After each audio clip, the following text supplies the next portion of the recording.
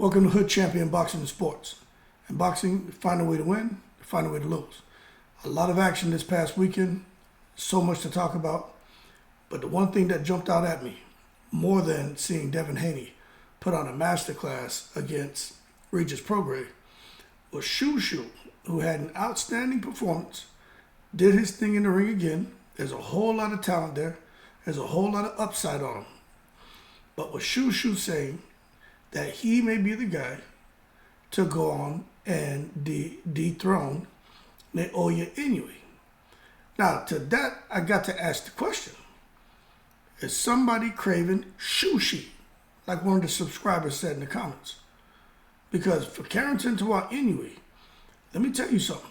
I can't see it going any other way than Naoya Inoue turning old Shushu into sushi. Raw. Now, when you really stop and you take a look at Bruce Carrington, and in his young career, 10 wins, 6 of those wins by KO, no losses. KO percentage is sitting about 60%. He stands 5'8", 72-inch reach. So he definitely has the reach to make things interesting with anyone he fights. It's like another Devin Haney.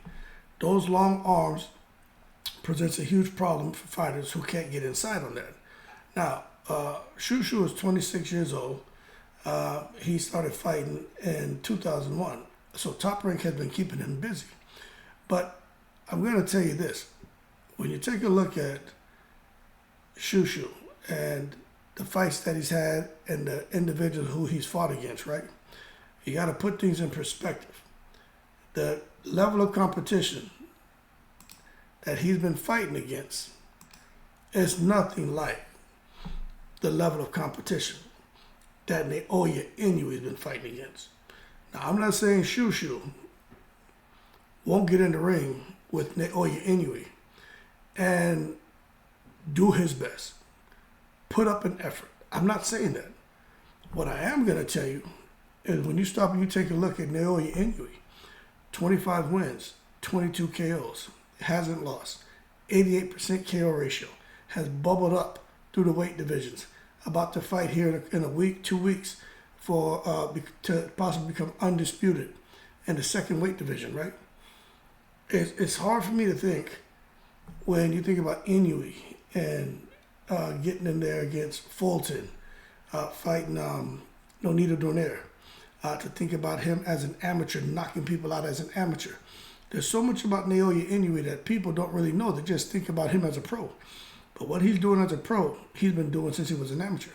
Now, the one thing I will point out is if Shushu can remain disciplined and stay behind his jab, well, Shushu could find himself having some success. The problem is Inoue has a very good jab. He's very fast. He's very awkward.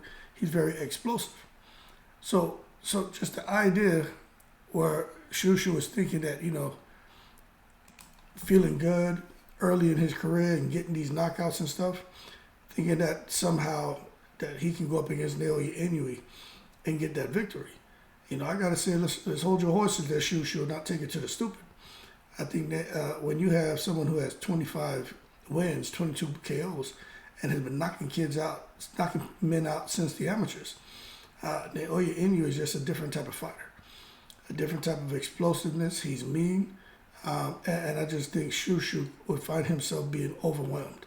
Shushu seems to have a good engine, but he doesn't have an engine like Naoya Inoue. Shushu seems to have good power, but I'm not so sure he has Inoue's power. But again, it's just my opinion. You never know until they get in the ring. But I would think Top Rank wouldn't dare putting Shushu in the ring with Naoya Inoue anytime soon.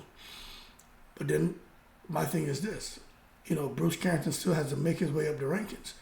But let's say they did present. Let's say Inoue becomes undisputed again in the second weight division.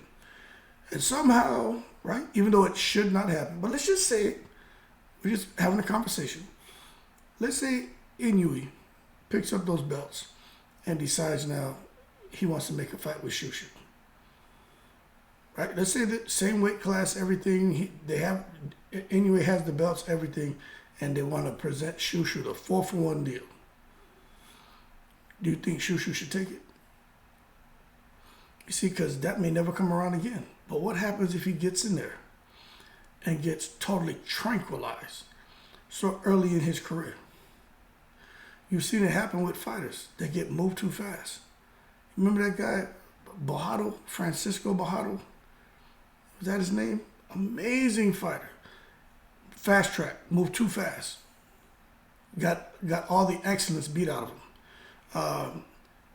Fernando Vargas moved very fast, and just too many tough fights. I mean, you're talking about De La Hoya, Trinidad. He was fighting, Winky Wright. He was fighting some killers.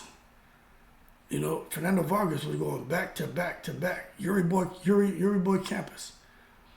So my thing is with Bruce Carrington, there's no need. He can feel how he wants to feel. He can fantasize about the fight with Inoue, but I just don't think that's something that that should happen anytime soon. Because I do think if he messes around with Inoue, as far as the nickname Shushu, Inoue gonna turn him into Shushi, and that's just speaking. I'm gonna say facts like the young boys. Leave Inoue alone. No need to go out there poking at the bear, because once that bear wakes up and he gets tired of you harassing him, you got a problem on your hands there, Shushu. That being said, Shushu looks spectacular this weekend. Just keep moving up the ladder. The big fights will start falling in your lap, because Shushu has a lot of charisma. He has a very fan-friendly fighting style, and he has a really interesting story. That being said, y'all keep cool. Shout out to the veterans. Leave your comments below. I'm in the breeze.